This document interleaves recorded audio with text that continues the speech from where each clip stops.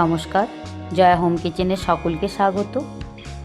কম বেশি সকলেই আমরা এখন মালপোয়া বানাতে পারি, তবে মালপোয়া অনেক সময় ফোলে না, আবার পারফেক্ট হয় না। তাই মালপোয়ার মধ্যে কী কী উপকরণ দিলে মালপোয়া পারফেক্ট হবে ও ঠিকমতো ফুলবে, আজকে সেটাই আপনাদের সাথে শেয়ার করে নেব।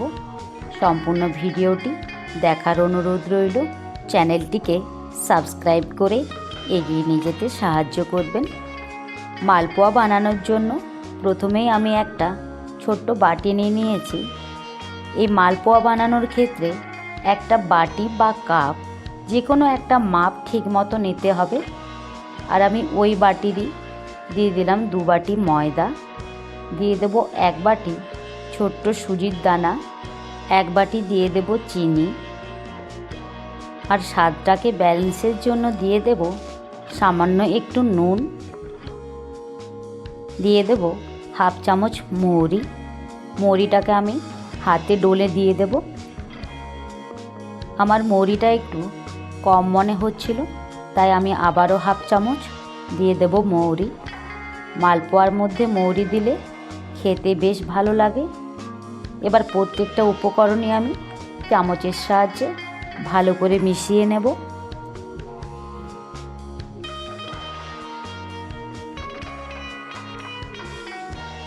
আমি মালপোয়ার ব্যাটার বানানোর জন্য কিছুটা উষ্ণ গরম দুধ ব্যবহার করব। এক্ষেত্রে দুধের জায়গায় উষ্ণ গরম জল দিয়েও বেশ ভালো হয় মালপোয়া। আঙুল দিয়ে দেখে নিতে হবে দুধটা যাতে খুব বেশি গরম না থাকে, আবার খুব ঠান্ডাও না হয়ে যায়। এবার সব দুধ একসাথে দিয়ে দেওয়া যাবে না, পরিমাণ অনুসারে একটু একটু করে দুধ দিয়ে ব্যাটারটাকে বানিয়ে নেব। দুধ দেওয়ার পর ব্যাটারটাকে বেশ কিছুক্ষণ সময় ধরে মিশিয়ে নিতে হবে বা ফেটিয়ে নিতে হবে। ব্যাটারটা ঠিক যতটাই ভালোভাবে ফেটানো হবে, মালপোয়াগুলো ঠিক ততটাই ফুলে উঠবে।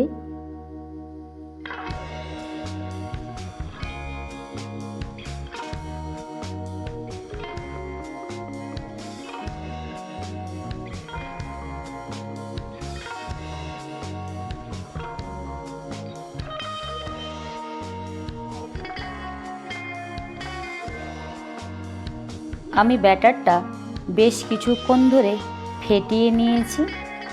এরকম একটা ঘন ব্যাটারে পরিণত হয়েছে। এবার এই ব্যাটারটাকে ঢেকে আমি 20 থেকে 25 মিনিটের জন্য রেখে দেব। 20-25 মিনিট আমি ব্যাটারটাকে ঢেকে রেখে দিয়েছিলাম। সুজিটা ফুলে ব্যাটারটা বেশ অনেকটাই ঘন হয়ে গেছে। এই ঘন ব্যাটারটা মালপোয়া বানানোর জন্য পারফেক্ট নয়। এতে মালপোয়া শক্ত হয়ে যাবে আর খেতেও ভালো লাগবে না। তাই আমি এই ব্যাটারের মধ্যে আবারও হাফ কাপ দুধ দিয়ে ভালো করে ফেটিয়ে নেব।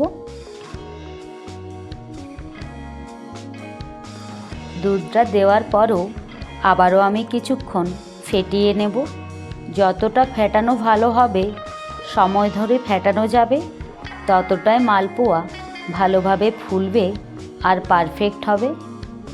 হাফ কাপ দুধ দেওয়ার পরও আমার ব্যাটারটা ঘন মনে হচ্ছিল, তাই আমি আবারও হাফ কাপের চেয়ে একটু কম দুধ ব্যবহার করে ব্যাটারটাকে তৈরি করে নিলাম।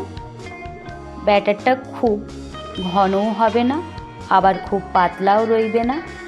এই রকম ঘনত্বের একটা ব্যাটার বানিয়ে নিতে হবে। মালপোয়ার ব্যাটার তো খুব ভালোভাবেই আমি বানিয়ে নিলাম। এবার দেখা যাক মালপোয়াগুলো ফুলে কি না। তেল গরম করে আমি দিয়ে দিলাম মালপোয়ার ব্যাটার। এক্ষেত্রে ছোট কিংবা বড় যে কোনো আকারের মালপোয়া আপনারা বানিয়ে নিতে পারেন। এইরকমভাবে যদি মালপোয়ার ব্যাটার বানানো হয়, মালপোয়াগুলো প্রত্যেকটাই ফুলবে আর মালপোয়াগুলো পারফেক্টও হবে আর খেতেও হবে এর স্বাদ অসাধারণ। আমার এমন একটাও মালপোয়া হয়নি যে ফুলেনি। প্রত্যেকটা মালপোয়া আমার পারফেক্টভাবে ফুলেছিল। এবার মালপোয়াগুলো একটু লাল করে ভেজে নিয়ে উঠিয়ে নেব। আমি আবারও একই রকমভাবে মালপোয়ার ব্যাটার দিয়ে দেব। দেখুন এই মালপোয়াটাও খুব সুন্দরভাবে ফুলে উঠেছে। মালপোয়াগুলো এতটাই ফুলেছিল যে উল্টানো যাচ্ছিল না। মালপোয়াগুলোর প্রত্যেকটা উপকরণই সঠিক মাপে দিতে হবে, আর খুব ভালোভাবে ব্যাটারটাকে যদি ফেটিয়ে নেন তবেই কিন্তু মালপোয়াগুলো খুব ভালোভাবে ফুলবে। আজকের এই মালপোয়া রেসিপিটি আপনাদের কেমন লাগলো অবশ্যই তা কমেন্টের মাধ্যমে জানাতে ভুলবেন না। আর আমার মতো করেই প্রত্যেকটা উপকরণ সঠিকভাবে দিয়ে বাড়িতে মালপোয়া বানিয়ে নিতে পারে। কয়েকদিন বাদে আসতে চলেছে শুভ জন্মাষ্টমী। সেই জন্মাষ্টমীর দিনে এরকমভাবে মালপোয়া বানিয়ে ভগবানকে আপনারা ভোগ নিবেদন করতে পারেন। আবার বাড়িতে খাবার জন্য এইরকমভাবে মালপোয়া আপনারা বানিয়ে নিতে পারেন। রেসিপিটি ভালো লাগলে অবশ্যই চ্যানেলটিকে লাইক, শেয়ার, সাবস্ক্রাইব করে চ্যানেলটির পাশে থাকার অনুরোধ রইল।